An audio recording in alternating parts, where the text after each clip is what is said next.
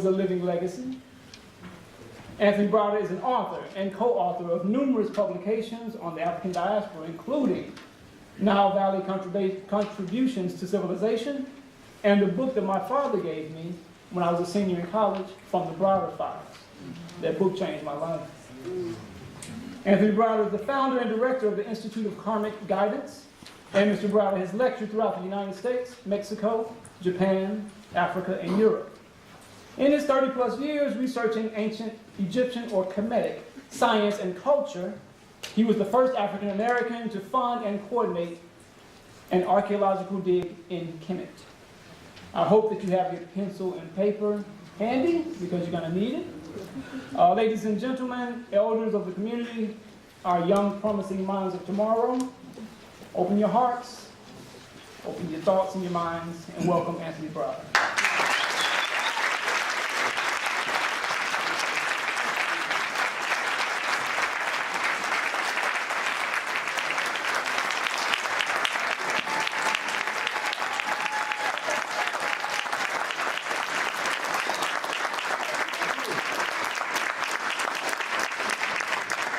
Well, it's good to be back in the Midwest. It's good to be back in Cleveland. It's good to be in the presence of friends. And I'm truly appreciative of the opportunity that has been given to me to lecture here at the Cleveland Public Library. I'm pleased to be here. My daughter lectured here 20 years earlier when she was 8 years old. She had just written her book, My First Trip to Africa, so I'm glad to be following in my daughter's footsteps. So I'm here, I'm happy to be here, but at the same time, let me be honest and say that I'm also a little sad because of the loss of people close to us. I want to dedicate this afternoon's program to 3 individuals who helped shape my life and who have helped make me the person that you see standing before you today. First person I want to acknowledge is my mother, who passed on October the 30th of last year. I also want to acknowledge Dr. Francis Chris Wilson, who passed on January the 2nd of this year. My mother and Dr. Wilson were both born on March the 18th, 1935. They both lived in Chicago. They both moved to D.C., where they lived over half of their lives. So there are a number of parallels between my mother, who gave birth to me, and Dr. Francis Chris Wilson, who was my cultural mother. So they are my 2 pillars. I also want to dedicate today's lecture to a brother who helped shape my love and appreciation for Egypt, Brother Maurice White, who just passed this Wednesday after a prolonged illness. And it's always said, it's an ancient Egyptian saying, that to speak the name of the dead is to ensure that they live forever. So let us speak their names, since they're now our ancestors, and let us have a moment of silence as we remember their lives and their great works.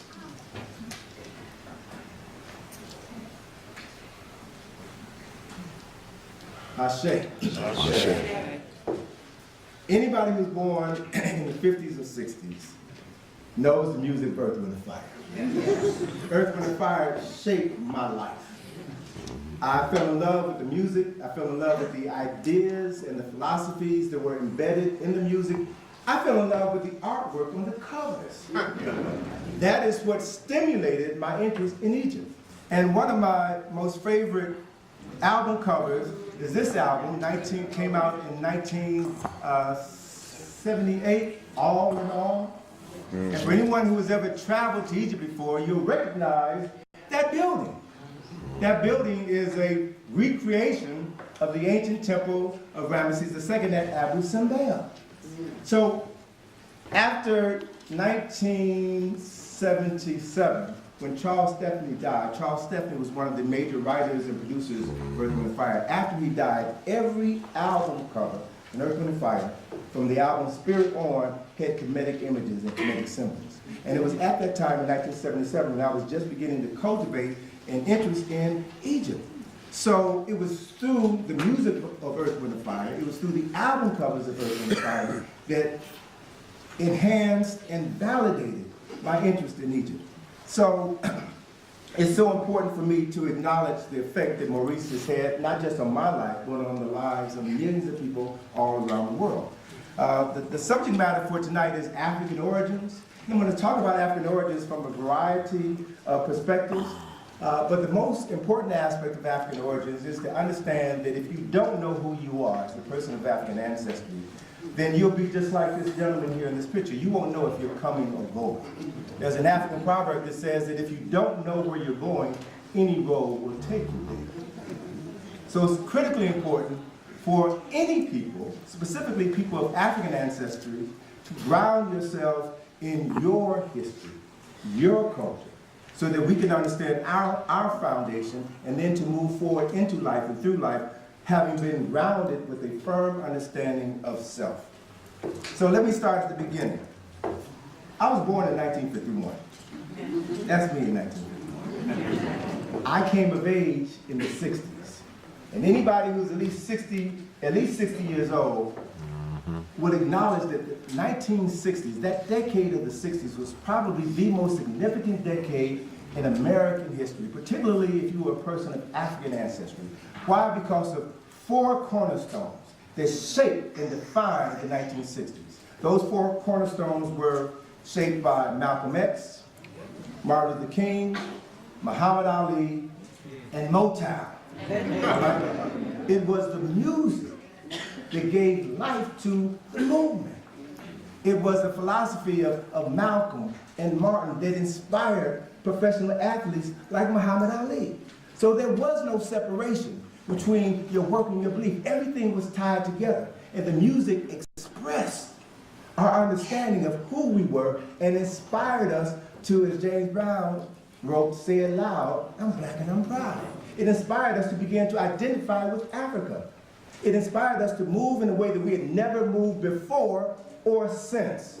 Now, I dare say that many of the gains that were initiated in the 1960s have made it possible for us to sit in this room today. So let us remember our past. In the 1960s, I moved out of Chicago, from the west side of Chicago. My mother and I moved to Oak Park, Illinois, which is a suburb of Chicago. And we were the second African-American family to move to Oak Park. And during my 3 years at Oak Park River Forest High School, I was the only African-American in all of my class. There were only 3 black folk in the entire school for the 3 years that I was there. But it was a wonderful educational environment, and I had a history teacher who was a profoundly great teacher. And he began every class with this statement from Cicero. That is, to not know what happened before one was born is to always remain a child. What a great way to position you to open your mind to learning about history. Because when you're in your teens, you don't want to think and act like a child. So you want to know, you want to understand the past. And you want to be able to demonstrate what you've learned. And this teacher was a great teacher. I loved how he inspired us to want to learn. When it came to talking about the history of our people, he was a product of his environment. And he said that African people had no history or culture prior to our enslavement. I was a student, but I felt in my heart that that wasn't true. But I didn't have the knowledge to refute it. But I knew it wasn't true. And so it cultivated my interest in reading and studying. And as I began to read more about the unwritten or unacknowledged accomplishments of people of African ancestry, I began to formulate my own theory, and that is to not know what happened before your ancestors were enslaved is to remain mentally enslaved. And as Dr. A.C. Hilliard said, a mental slave is in worse shape than a physical slave. Because a mental slave believes that he or she is free, never realizing that the shackles are on their minds. So if you look at these 3 images, you see chains on the hands with chains, but you notice that the lock on the hands and the feet are unlocked. And the keys are in the lock. But he doesn't realize that he's mentally enslaved. He doesn't realize that he has the keys to free himself. Why? Because of how he or she has been socialized. The bottom line is we only know what we know.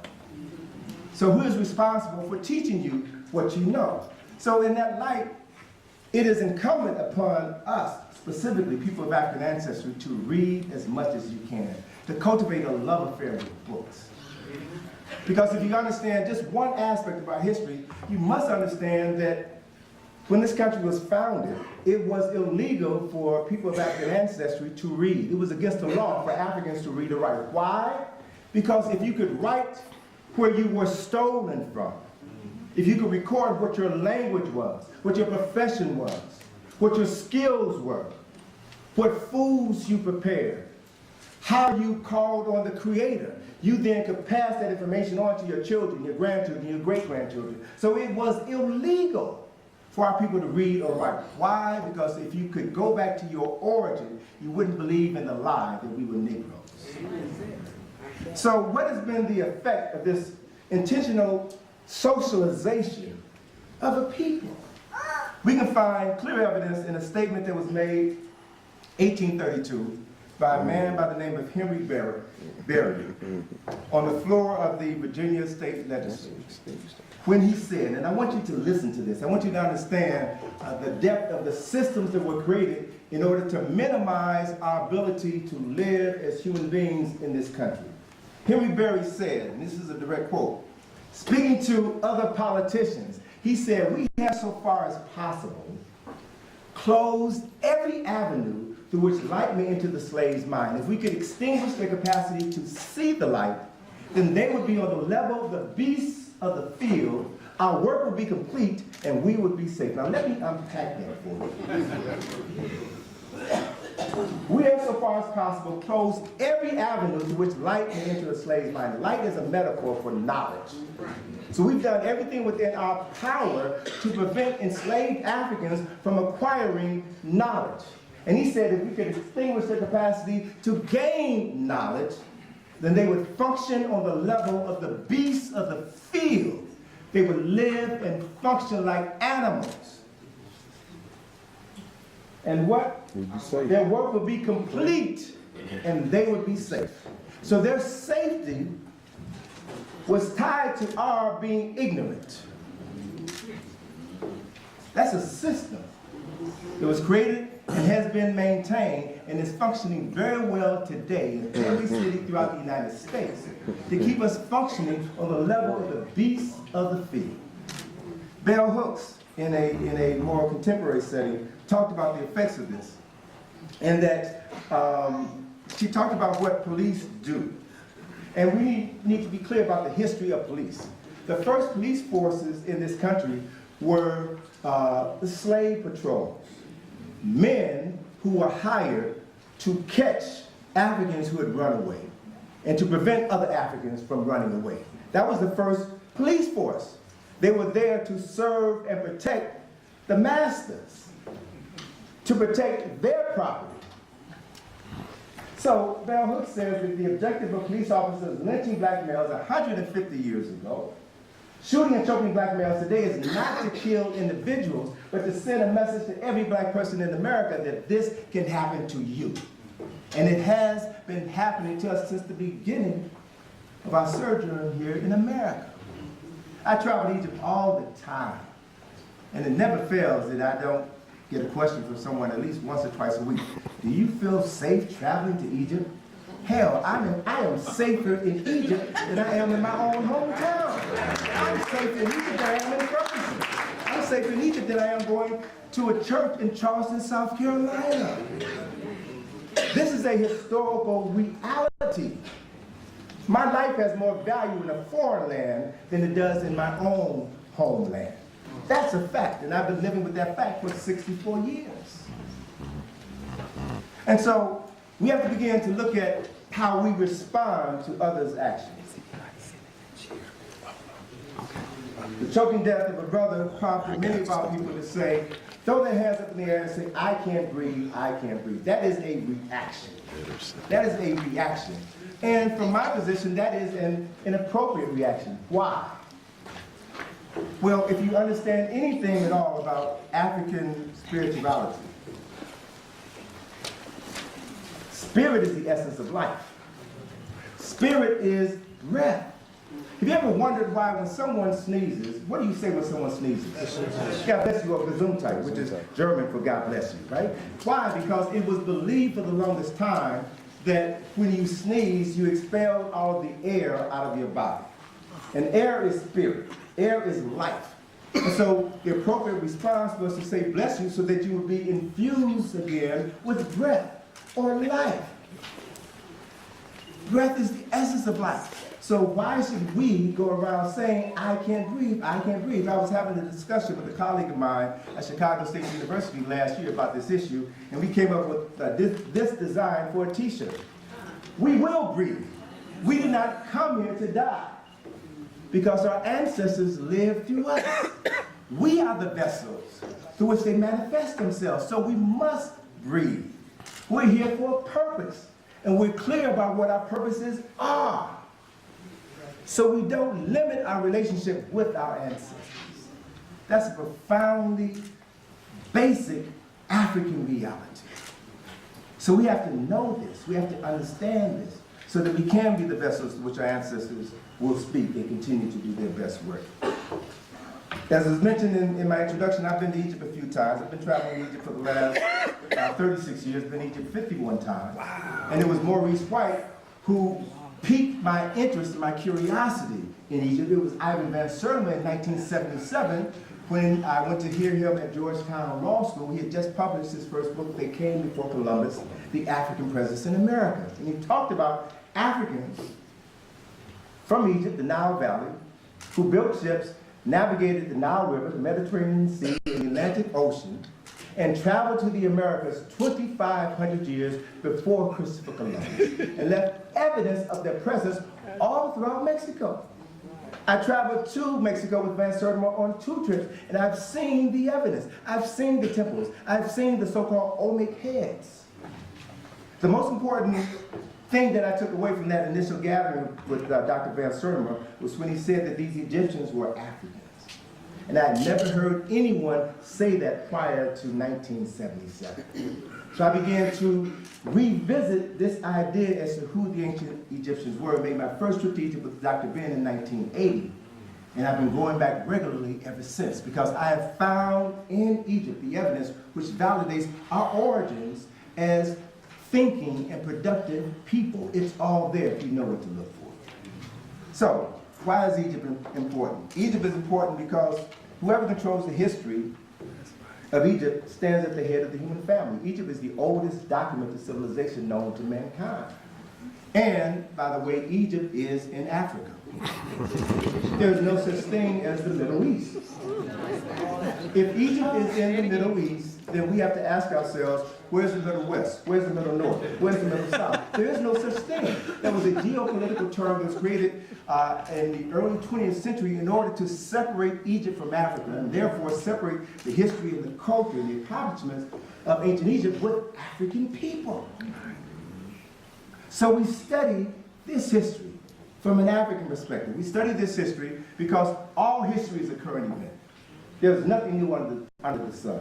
We study this history so that we can understand how we went from building pyramids to living in the projects. Because all history is correlated.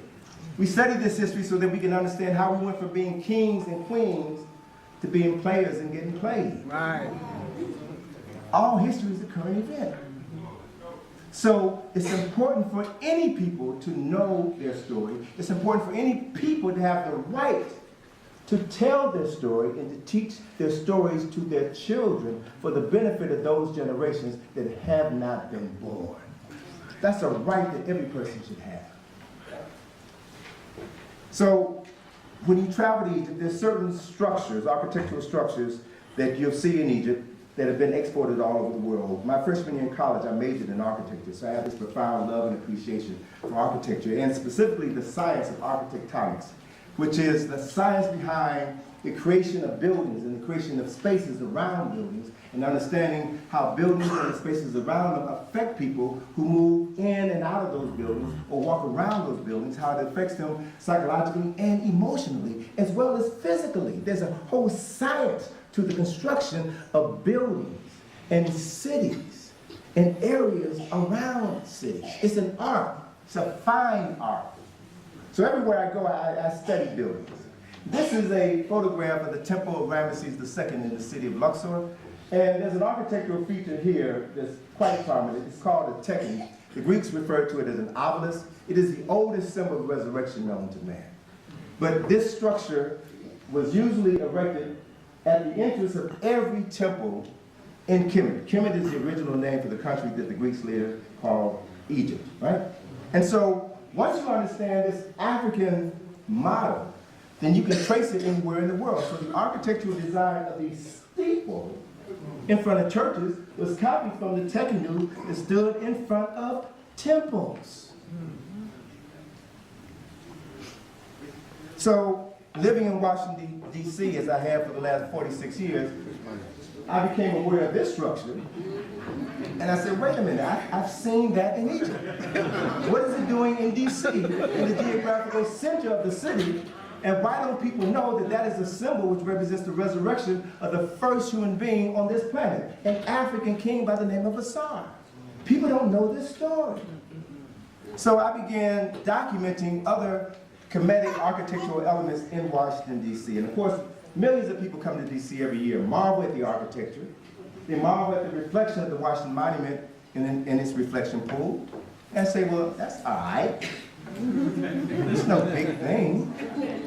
Come to Egypt with me next summer, and I'll show you the prototype for that. I'll take you to the temple of Karnak and show you a pair of tekhen standing inside of that temple, and their reflection in their reflection pool. Every temple in Kemet had tekhen. Every temple in Kemet had a sacred lake or a reflection pool. So what we're seeing in Washington, D.C. and other cities throughout the United States and around the world is what I refer to as architectural sampling. You only sample the best. That's right. You only sample the best. And this best just happens to be African, but we just don't know that it's African. Why? Because, as Dr. Clark said, we have been written out of the respectable commentary of human history. And as a person of African ancestry, I have to have debates with stupid people to attempt to prove to them that Egypt is in Africa. How insane is that? So one of the most significant monuments in Washington is, you all recognize this structure, right? This statue, right? What is it? Abraham Lincoln sitting in the Lincoln Memorial, right? And this sculpture was created by a very famous sculptor by the name of Daniel Chester French. I'm going to talk about Mr. French a little bit later on. But any great artist studies earlier examples of art. As an artist, I can tell you that there is nothing new under the sun. People recreate the best of what has been created in the past. So Daniel Chester French modeled this image of Abraham Lincoln sitting on his throne inside of his temple from this image of Ramesses II sitting on his throne in front of his temple. Right. Remember that image I showed you of the All in All album cover? That's Abu Simbel. So Maurice White in Earth, Wind and Fire was teaching us African history. At the same time, he was inspiring us through his music. There is a message in the music, if you have the ears to hear it. There is something that can be learned from everything if you're willing to be a student of history and learn. 30 years ago, after I made my second trip to Egypt and came back to DC and began to realize that I had seen Egyptian symbols and Egyptian architecture all throughout the city, I created a field trip entitled Egypt on the Potomac, in which I documented the extent to which ancient Kemetic, ancient Egyptian architecture, symbolism, mythology, and history had literally been incorporated into the foundation of the capital of the wealthiest and most powerful capital city on this planet. So the creators of Washington, D.C. borrow liberally from ancient Egypt. They just never acknowledge the fact that Egypt is African. And so all of these things are what I refer to as secrets hidden in plain sight. What better way to hide a secret than to put it in the open? As long as people are disconnected from the ability to understand what they see. So, as I said, whenever I travel to any city, I make it a point to check out the architecture in the landscape. So, I'm staying in a hotel right across the street, and I saw this building. This building caught my eye. So I walked over, I looked at the building, and you all know this is the U.S. Post Office and Custom House and Courthouse, built in 1912, right?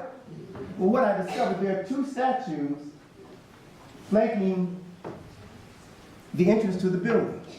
And these two statues were carved by one of the foremost sculptors in America, a man by the name of Daniel Chester French, the same man who carved the statue of Abraham Lincoln in the Lincoln Memorial. Daniel Chester French was commissioned to create over 250 works of art for federal, municipal, and private individuals.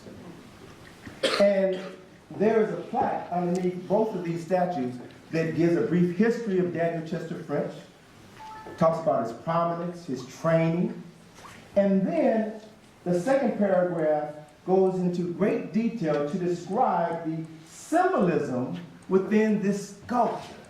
Now, the beauty of art is that, you know, the Chinese have a saying that a picture is worth 1,000 words. You can incorporate multiple messages in one image. And when you all leave here, just make it a point to go to this building and read that plaque. And read their description of the symbolism that is embedded in these two sculptures.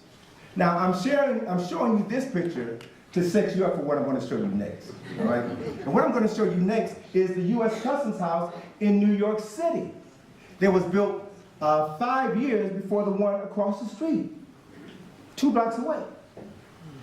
There are 4 statues in front of this building.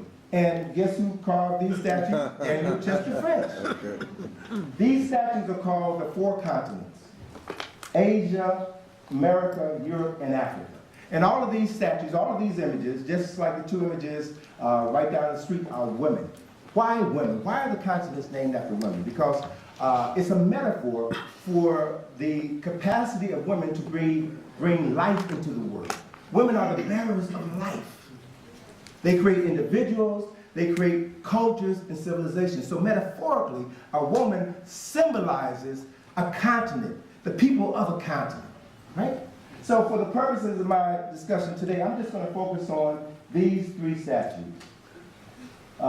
That's Daniel Chester French's greatest work, which everyone knows. I'm going to focus on America, Europe, and Africa. So let's look at America. We see symbols of America. We see the torch of liberty. The torch, again, represents light, and light means knowledge, enlightenment. We see here corn or maize, the ability of America to feed itself and feed the world. We see symbols of America's power, the eagle here. We see a symbol of the indigenous people of this land, the Incas, the Aztecs, the Toltecs, the original inhabitants of this land who have been suppressed, who are at the feet of America. Let's look at Europe.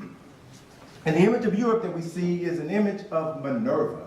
Who is Minerva? Minerva is the Roman goddess of war, wisdom, knowledge, and power.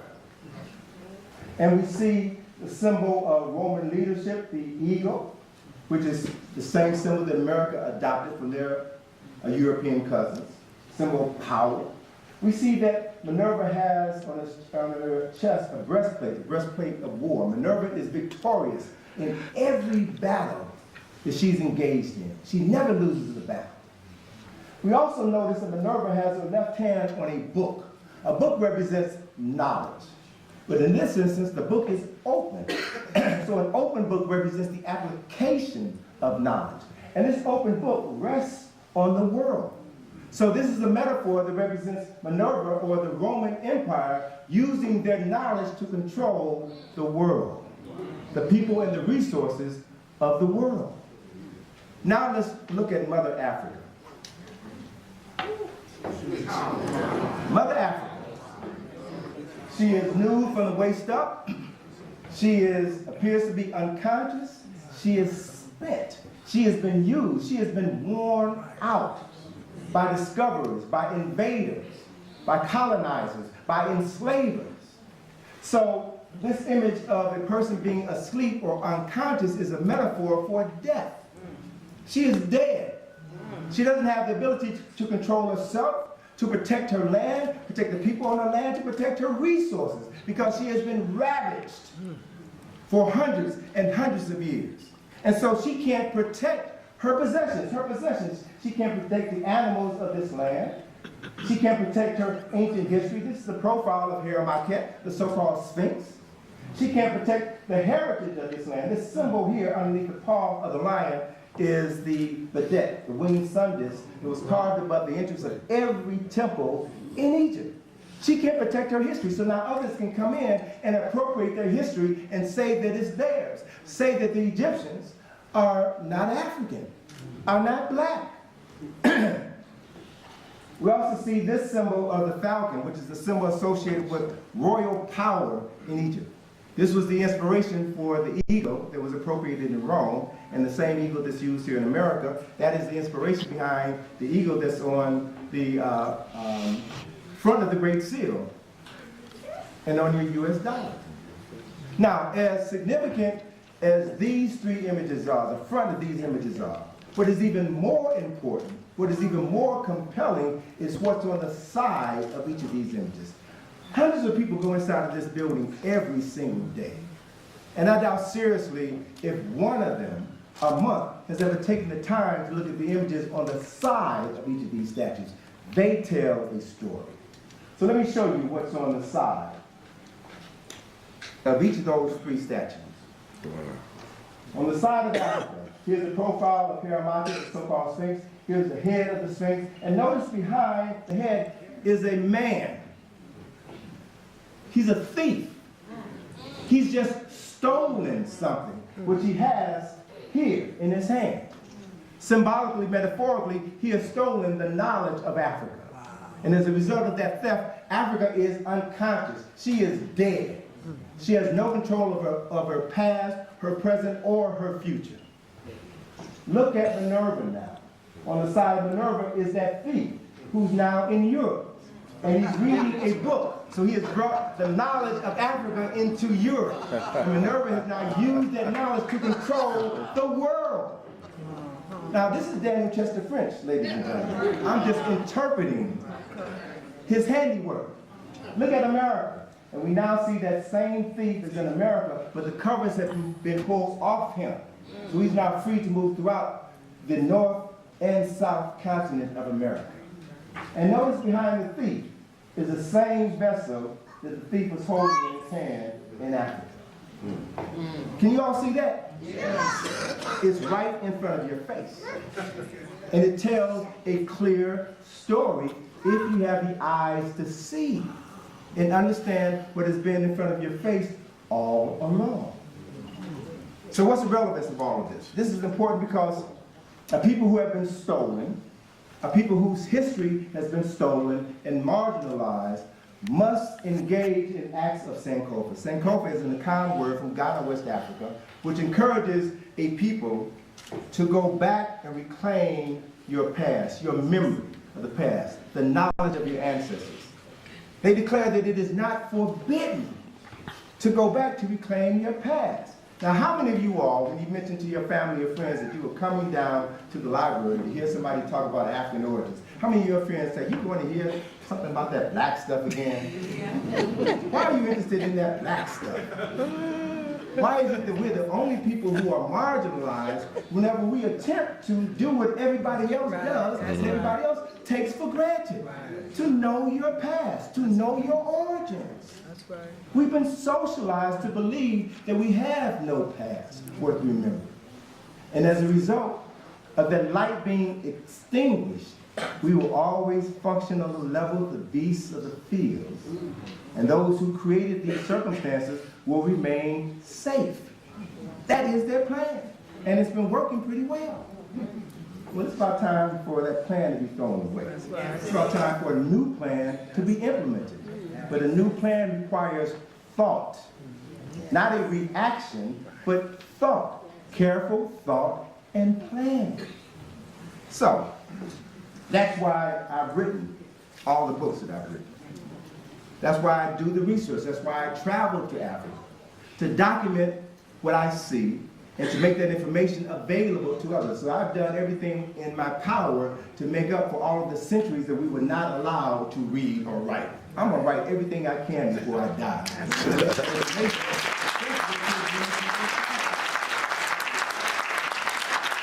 third book, Survival Strategies for Africans in America, begins to take some of these concepts and systematize them in such a way that a person now can understand why you should study history, how you should study history, how you apply what you've learned into your life so that it changes your character, it changes your thinking, it changes your behavior, and you model for your children the life that you want them to adapt. That's why I took my daughter to Africa when she was 7 years old. That's why we published her first book when she was 8. That's why she was invited here over 20 years ago to share what she knew, to share her experiences. I took my daughter to West Africa when she was 10, and we published her second book when she was 12, so that by the time she went to college, she had written more books than her professors. And a world history professor was using my book, Now Valley Contributions to Civilization, to teach world history, to teach African history. I didn't ask anybody's permission to do this. I knew that it needed to be done, and I did it. And so, since this is Black History Month, I'm encouraging everyone to expand your library, to use this building up, to wear out the books, and to share with others what you know, so that we all can grow together. That's why reading is so fundamental, so critically important. So, let me share with you why, another reason why this is so important, because there's some new information that's in the educational pipeline that your grandchildren will be learning about 15, 20 years from now. So, prepare yourself to prepare them to receive this new information. Now, what we can say beyond a shadow of a doubt, based on science, based on what we know, not what we think, not what we believe, but what we know. Knowledge cancels out ignorance. Knowledge cancels out belief. And we live in a world where people need to act on what you know, not what somebody else said or what you believe. So what we know is that the earth is 4.5 billion years old. 4.5 billion years old. If you were to convert 4.5 billion years into inches, it would be as tall as the Empire State Building. We know that Homo sapiens sapiens, the prototype of human beings, have lived on this planet for at least 2.5 million years. We know that. So the length of time that humans have been on this earth is the equivalent of placing a postage stamp on top of the antenna on top of the Empire State Building. We know. I invite you all to come to Washington, D.C. And when you come to Washington, I want you to take our Egypt or the Potomac field trip. And then after the field trip, I will direct you to the Smithsonian Museum of Natural History. Because there's a new exhibit, a relatively new exhibit in the Smithsonian Museum in the David Koch Hall of Human Origins. Yeah, that David Koch, of the Koch brothers. He invested $15 million in this exhibit. And I encourage all of you all to see it, but to go to this exhibit with a little bit of knowledge, so that you can understand what is there, but also understand what's not there, and put the pieces of this puzzle together. In the David Koch Hall of Human Origins, and these are direct quotes. Well, let me get to this. Let me set it up for you. What we know based on the evidence is that the oldest skeletal remains of human beings have only been found in Africa, West Africa. It was stated that Decanesh, or Lucy, was the oldest skeletal remains. Her skeleton was found to be 3.5 million years old. And then about 19 years ago, they found the skeletal remains of a male by the name of ORI, who is 4.2 million years old.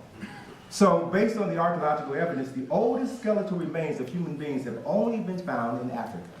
So then, if man was created in the image of God, and the first man and woman were Africans, then what does that say about who we are? So let me share with you these facts in the David Koch Hall of Human Origins. These are actual facts from the exhibit. The exhibit states that 200,000 years ago, Africans were the only human beings on earth. Now this is what David Koch paid for. This is scientific information that he spent $15 million to put into this exhibit. They also go on to say that 60,000 years ago, Africans left Africa and began to spread worldwide. And then they went on to say that 40,000 years ago, Africans reached Europe. Now process that for a minute. 40,000 years ago, Africans reached the continent now known as Europe. So there were no Europeans there until Africans got there, which means that the first Europeans were what? Africans. Now, what's not in the exhibit, a piece of information that just came to light 2 years ago, but this is critical information to carry with you when you go see the exhibit, is based on a new study of the human genome. Geneticists have just discovered that the gene that created Europeans or represents mutated Africans who lost their melanin, that gene has only been in existence for 8,000 years. 8,000 years. Which means that Africans have been living on this planet longer than anybody else on this planet. That is a biological fact. That is an archaeological fact. Yes. That's real. And that ain't black history, that's world history. That's right, that's right. And everybody needs to know this story. So what does that mean? What it essentially means is that based on the current theory, the out of Africa theory, that human beings developed in Africa and migrated out of Africa east into Asia, ultimately made their way across the Bering Strait into the Americas, and over a period of tens of thousands of years, based on adapting to the environment, is speciated to become all of the races that currently inhabit this planet. So humans who have conducted the Human Genome Project studied the oldest genes known to man, which were African genes. Let me repeat that. The oldest human genes are African genes. So what does that mean? It means that there is no such thing as race.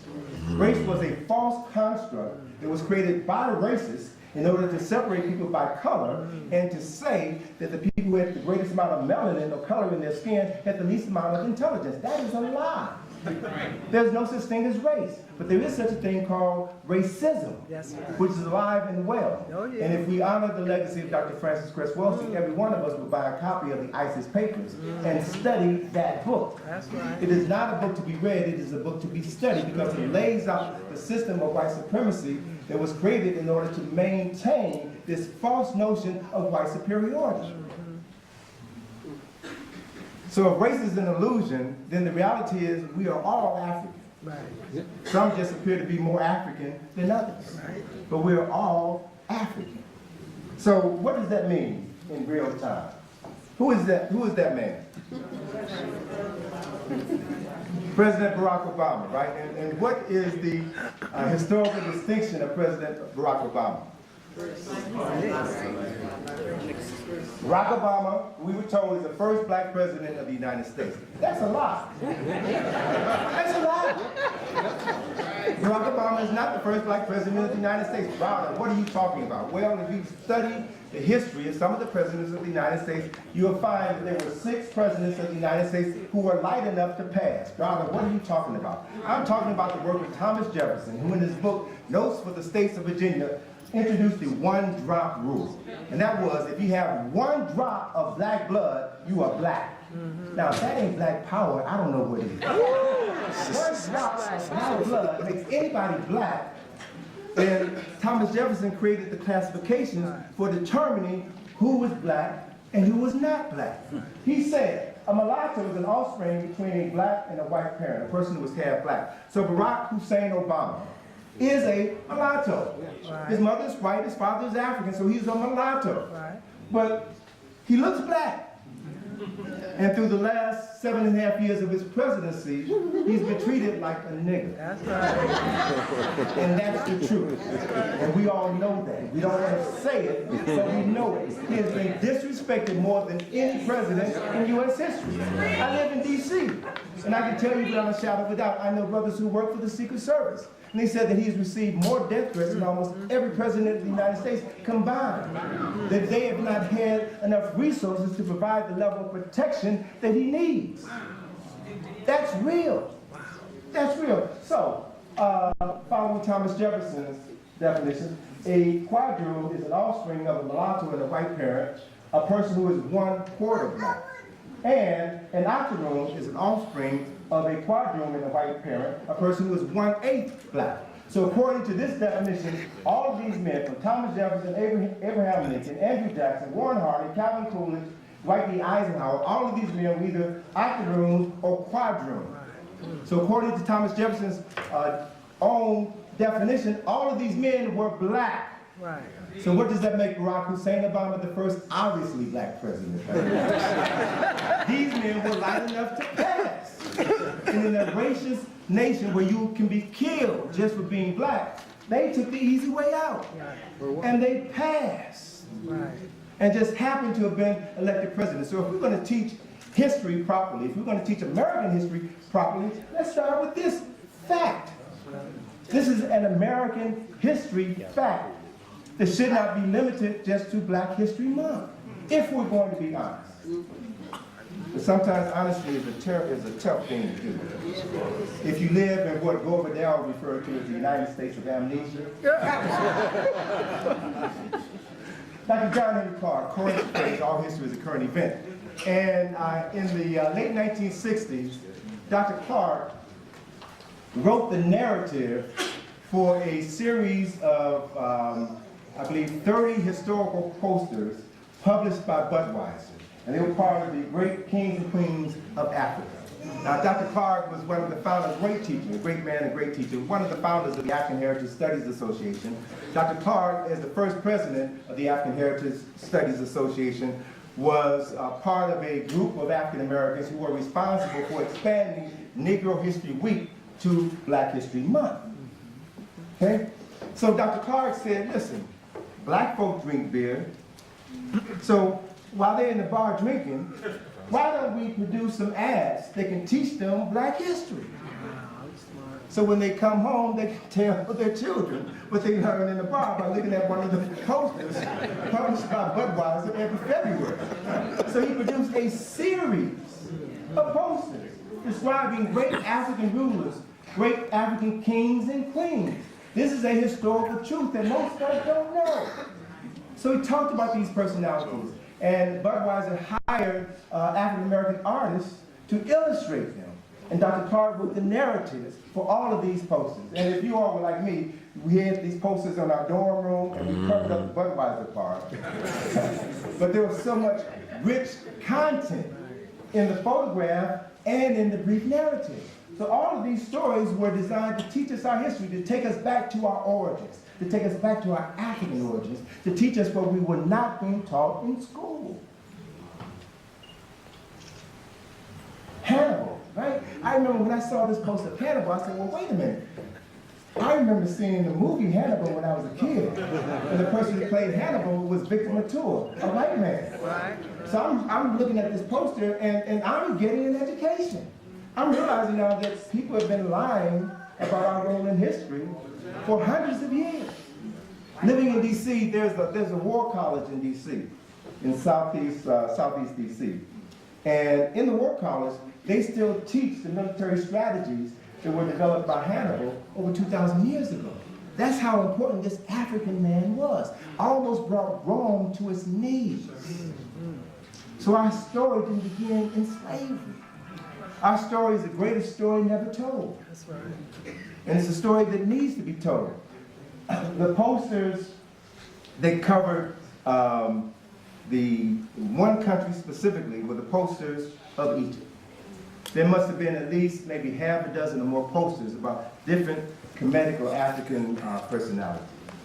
And so that was another thing that reinforced my interest, my love affair with the Nile Valley. So Dr. Clark, who I said was a great teacher who coined the phrase, all history is a current event, also talked about the significance of history. He said that history is a clock that people use to tell their political or cultural time of day.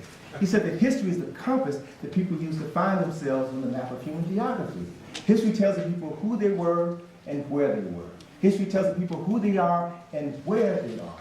But the most important role of history is to tell the people where they still must go and who they still must become.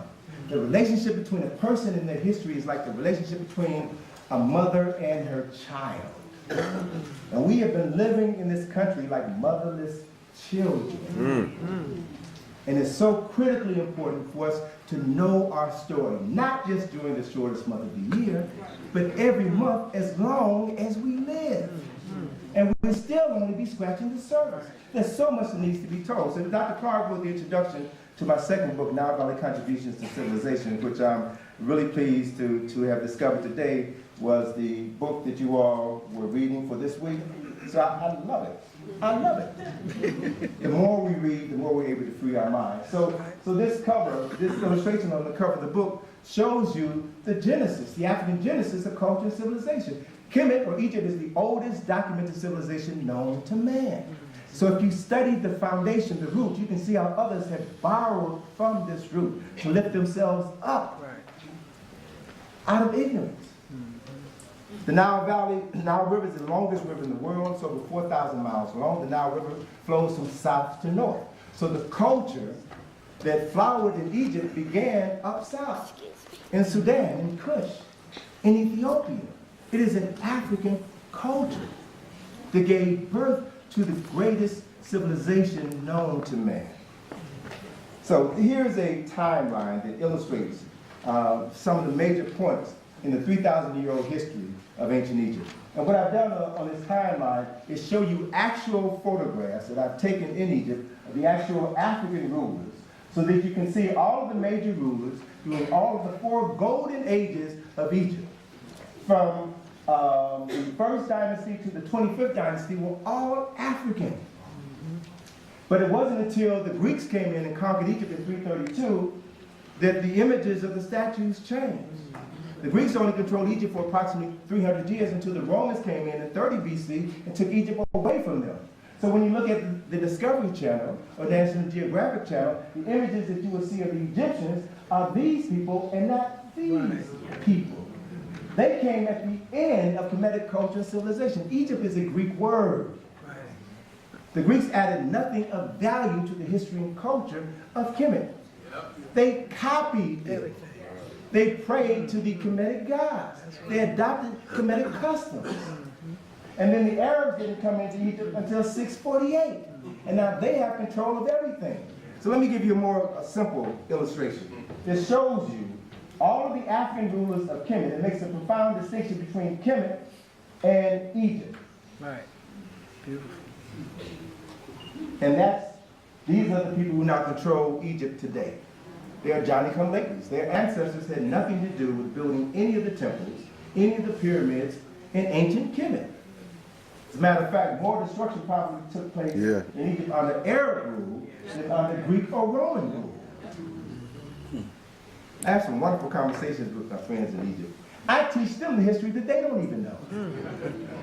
So what's significant about the history of ancient Kemet? Under African leadership, Kemet was a nation of many firsts.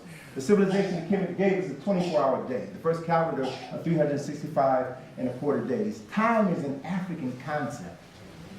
Time is an African concept. They gave us an alphabet, systems of writing. They were the first, they created the first libraries in history. Every temple had a library, and every library had thousands of books. We were the first people to read, write, and reason. That is our legacy. We established the first government, the first civil servants, the first professionals, the first architects, the first engineers, the first physicians, the first dentists. This is all a part of world history. This is not black history. This is world history, a history that needs to be taught. So let me show you where all of this has led me to. My being born in Chicago, my being introduced to concepts and ideas, my falling in love with the music and of Earth, Wind, and Fire, and the writing of Ivan Van Sertima and Dr. Yosef Nyakanen and A.C. Hilliard and Naeem Akbar and John D. Jackson and John Lee Clark.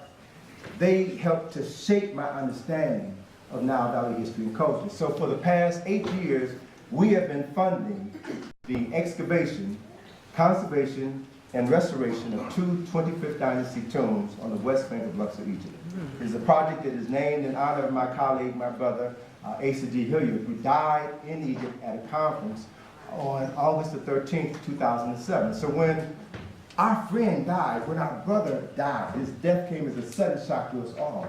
What better way to honor somebody that you love than to name something after them? So in 2008, I established the Asa Restoration Project. So I'm going to show you what African American support African American dollars has done.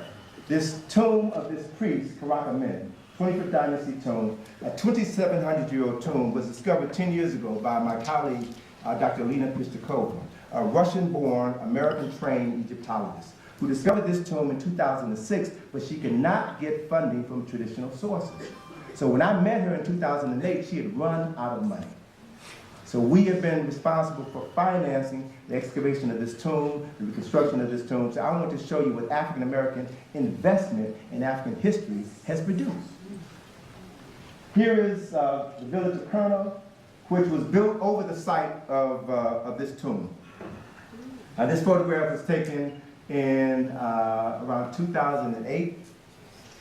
And what the Arab Egyptians do is they build their homes over areas where they suspect tombs may be.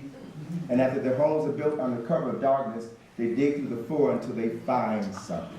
And once they find a tomb, they have a habit of using that tomb as their personal ATM. Wow. They have been doing this for hundreds and hundreds of years. Greatest tomb robbers in history. And the mere fact that they're disturbing the contents of these tombs and selling the contents of these tombs speaks to the fact that these are not the tombs of their ancestors. Right. No people in their right mind would desecrate the tombs of their ancestors. So Dr. Pistakova came to this village and began digging in this area here. Here's an actual image of the priest, Karakamen, whose tomb we've been excavating for the past decade now. And so when Dr. Lena started digging in 2006, she hired teams of men who began digging under the earth. These tombs are 20 feet under the earth. And as they dug down, they began to find traces of a tomb, traces of pillars, 10-foot high pillars that supported the ceiling. And all of this collapsed when there was a flash flood in the 1990s. And all of this was swallowed into the earth and was covered up. 20 feet of sand and debris. So in the process of excavating over the years, we find the fragments that were on the pillars, fragments on the walls. And each of these fragments can be used to reconstruct this tomb. So this is a photograph taken from in 2013, an aerial shot after we had completed the excavation of this tomb. And let me just show you, this is the area that we started digging between 2006 and 2010. This is the first pillared hall. All of this is 20 feet underground. All of this was carved out of the living limestone bedrock. So the creation of this tomb is not architecture, it's sculpture. You remove the negative space and you leave behind pillars, floors, ceilings, and walls. And every square inch of this 2,700-year-old tomb was carved and painted. And carved with text. It's a phenomenal masterpiece. From 2010 to 2011, we were excavating in the second pillared hall. And then from 2011 to 2012, we excavated in the open-air atrium, the courtyard. And then in 2013, we finally excavated the original entrance to this tomb. So now, for the first time in almost 1,000 years, we can use the actual staircase to go into the tomb of this priest, Karakamen. So, since we've completed the excavation, we're now in the process of restoring the tomb. Hence the name of the project, the ASA Restoration Project. We are restoring this tomb. So let me just share with you a few pictures, and I'm winding down, so don't get nervous, I'm winding down. So this is the vestibule which separated the first court from the second court. So this photograph was taken in 2010. This photograph was taken last year. So we are rebuilding the tomb, and with the fragments that we found in the soil as we have excavated, we're now using these fragments and inserting them back into the walls, back into the pillars, so that we can restore this tomb to its original glory. It's a very time-consuming, very expensive process. It costs us about $10,000 a month. We've got about 70 people working for us doing this work. Very labor-intensive, but it's the best work that I've ever been involved in my life. Here's a photograph, an aerial shot of the first pillared hall. This is from 2010. This is when we began excavating in the area of the second pillared hall, so we had to remove all of the debris. This is 2010. This is 2012. after we removed all the debris and began the process of reconstruction. And this was taken in 2014. And this area right here is a staircase that leads to a burial compartment. So the tomb is 20 feet underground, the floor is 20 feet underground. This staircase here takes you down to a burial compartment, which is 10 feet under the floor. So this staircase takes you down another 10 feet into a burial compartment, and in this other room, some 30 feet underground, there's a shaft, a 5 foot by 6 foot wide shaft, and that shaft descends into the earth another 30 feet. So this photograph was taken in 2010, and this is my daughter who's now grown. She travels to Egypt with me every year, every summer now. And we didn't have at that time a 30-foot ladder, so we tied two 15-foot ladders together. And here's my daughter descending the ladder. And as we stood at the entrance, at the bottom of the shaft, at the entrance to the main burial chamber of this tomb, I made an executive decision to allow my daughter to go into the tomb first, so that history will record her as the first African American inside of the tomb that we would excavate. So,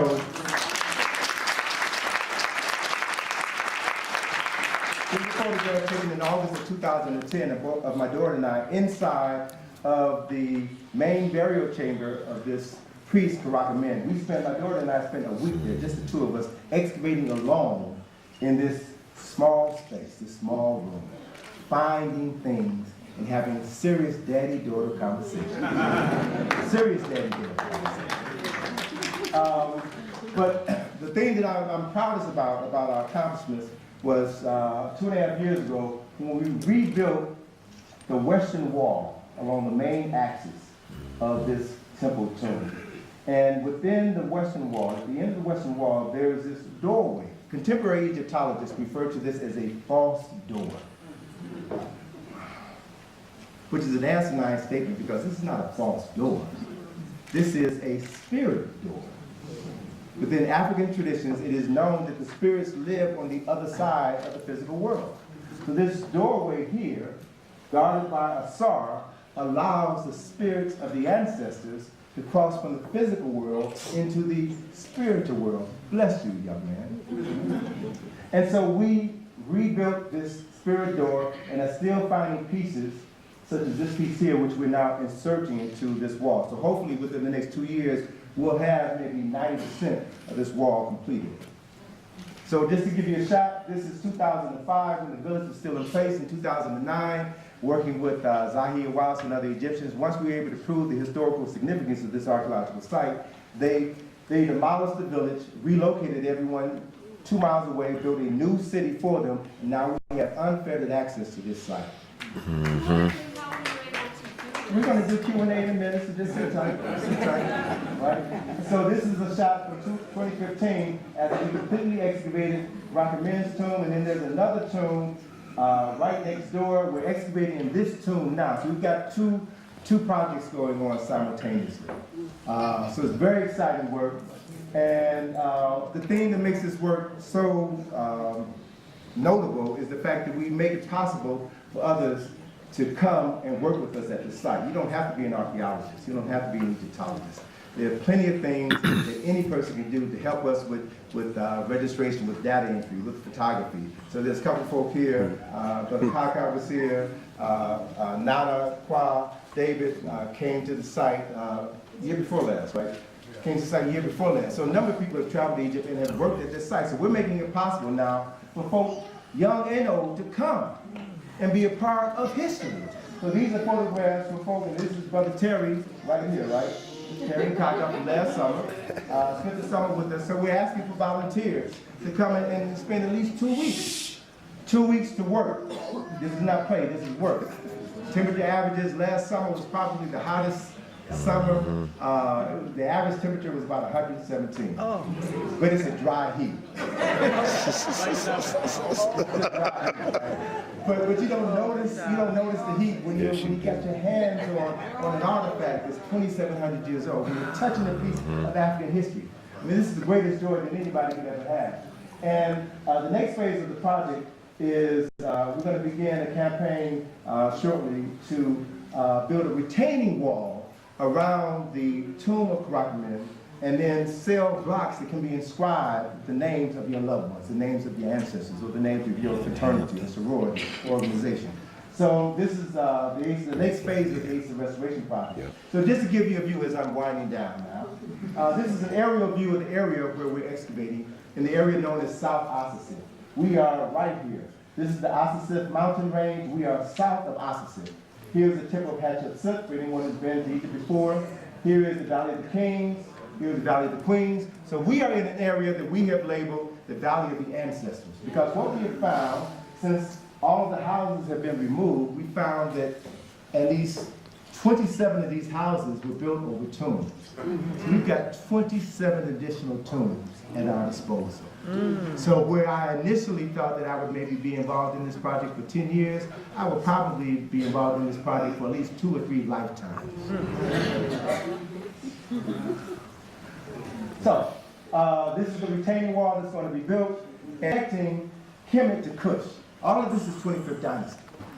And the civilization of Kush is probably more important than the civilization of Kemet. The civilization of Kush existed before civilization of Kemet and longer than civilization of Kemet. Do you realize that there are more pyramids in Kush than there are in Egypt?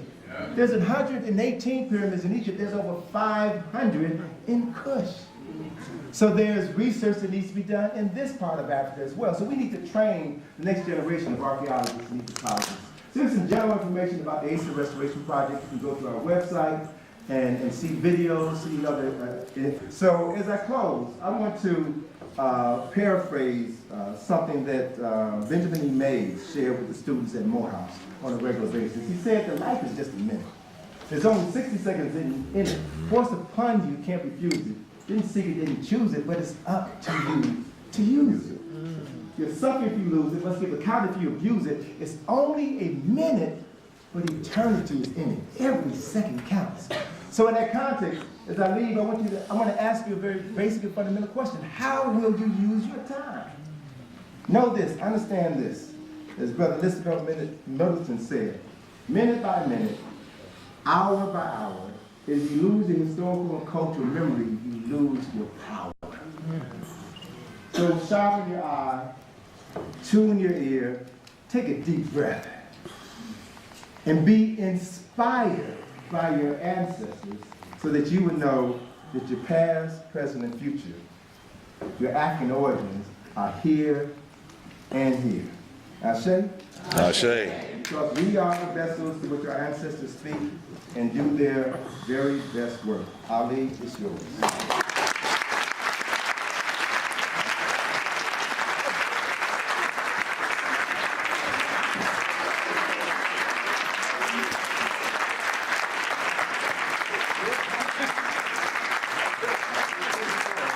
Overwhelmed here. Okay, so we do have time for question and answer. We have 2 microphones on each side. You can see them there. Please make a comment about Hidden Colors. Hidden Colors, there are 3 DVDs of Hidden Colors, which are probably the most significant DVDs on Black history ever produced. More African Americans have been introduced to African history through that series than any. My name is Mark, and I've had a chance to visit Washington, D.C. several times, and the term that tends to keep coming up is the term Freemasons. Yes. And what's interesting about that term is implying that there's other Masons. If you're talking Freemasons, there must be some other type of Masons. And when I read about the building of Washington, D.C., I read about a lot of African people building that city with their knowledge and with their labor. And unfortunately, so many people give credit to this term Freemasons, and no one understands that there is a Mason that came before that term. And I think that, that was what was profound about your presentation, showing the obelisk and everything about Washington, D.C., and how it mirrored the ancient country of Canada. So let me ask you a question. When you said you've been to DC a couple of times, have you taken out Egypt on a Potomac field trip? No, I have not. So next time you come, Yes. take our field trip and you'll see that that question is answered, thoroughly answered, in that 3-hour engagement. Okay, thank you very much. Thank you, brother. Over here, first question? Yes, ma'am. And it's my understanding that her ashes are going to be released in Egypt, is that correct? Dr. Wilson, as you know, passed on the 2nd of January. She is being memorialized in Chicago as we speak. Yes. And she will be memorialized in D.C. Initially, we were going to do it 2 weeks ago, on the 21st, but there was a major snowstorm that came through, so that has been rescheduled for the 19th of March, the day after what would have been her and my mother's 81st birthday. Dr. Wilson is going to be cremated, as my mother was. And my goal is to take both of their cremains to Egypt next summer. I have done that for 6 other people since 2007, including my uncle last year. And we have a process for doing that, for taking those who wish to go, taking their remains back to the land of their ancestors. So that's our goal. Thank you, and I will see you in March. I'll be at the memorial. Very good. Thank you for coming down. She mentioned the Carl Nelson Show, which is part of the WL network. I encourage you all to listen to that show. Carl Nelson, for the past 2 years, has been having a conference in D.C. called the Power Talk Conference. Last year's conference, in June of last year, it was a 2-day conference, and he honored Dr. Frances Wilson on both days of the conference, Friday and Saturday.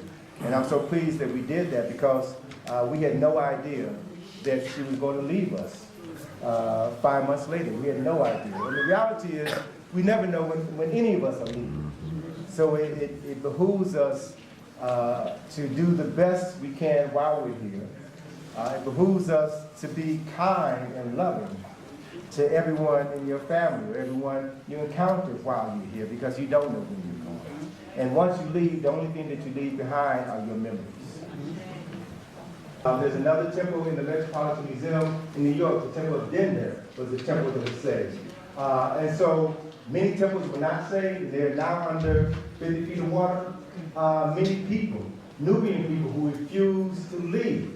Approximately 3,000 people lost their lives and died. The Nubians who had lived in their ancestral homeland for thousands of years were relocated to the city of Aswan, and they have been marginalized. They're marginalized worse than the average black person living in the projects. That's happening right now in Egypt. Yes, sir. Yeah, my question is, I just wanted to know, what are some good books to study when it comes to the Kush Empire? Because I know you was talking about it was like 500 pyramids and Kush, the Kush, Kingdom of Kush. Kush. There's a book, I'm blanking on the title of the book, but it was published about 3 years ago, and what's the photographer based in New York? He did most of the photography in the book. I learned so many new things that I probably would have never learned if I was at school or was at somewhere else, and I just loved it, and I'm great, and I hope I come back soon. Everything in civilization, modern civilization, comes from us. So for the kids to be able to hear it out of somebody else's mouth other than mine, and they were very interested. So, Darlene Willis is my name, and I was very happy to come down here to see Dr. Anthony Roberts' lecture. It was very interesting. I enjoyed it very much. My main reason for coming here was to go on the dig.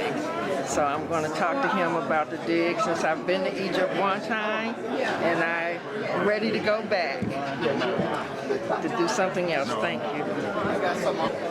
Hi, my name is Nicole Shabazz. I'm the Youth Outreach and Programming Coordinator for the Cleveland Public Library. I'm responsible for system-wide youth emphasis programming. This year I am also the chairwoman of the African American History Month Committee, and our overall theme this year is diaspora. We really wanted to go back, make the connection so that we know where we are today as people and why we're here today. So that was very important for us.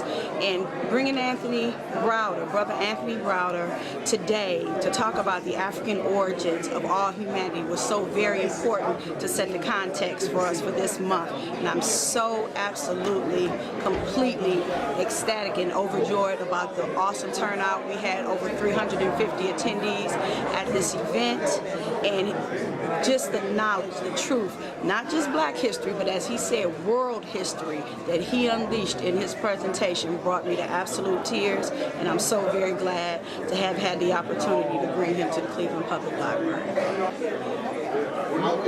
Jumbo. My name is Jamil Rahim Rashad. It was a wonderful experience today to be part of this African flavor that's going through here, that's permeating this whole place. I love being here, I enjoy doing it, and I enjoyed everybody else. Thank you. Hello, my name is Carrie Stokes, and when I was at Kent State, I had a book that was written by Dr. Clark and Tony Browder. Then later on, after I finished that class, my daughter told me that she was going to Egypt with Tony Browder. I said, he's the one who wrote my book. And after that, I never met him. I did go to Washington one year, and I found out information all about how Washington is made by the Benham Banneker, and that it's repeated. My daughter told me a lot about that trip when she came back from Egypt, and I was so glad to meet Tony today. And he sends her love to my daughter. I wish he would give me that vest. I told him I would buy it, but he said I'll have to make my own. That's it. Julian Drake. Hi, my name is Julian Drake. I'm from Cleveland, Ohio. Anytime Tony Browder comes to Cleveland, it's a great lecture. The brother drops some really good knowledge. A lot of good people come out to check him out. Anytime he comes to Cleveland, I'm here. Thanks to my brother Kaka for the video and the Cleveland Public Library Hotel.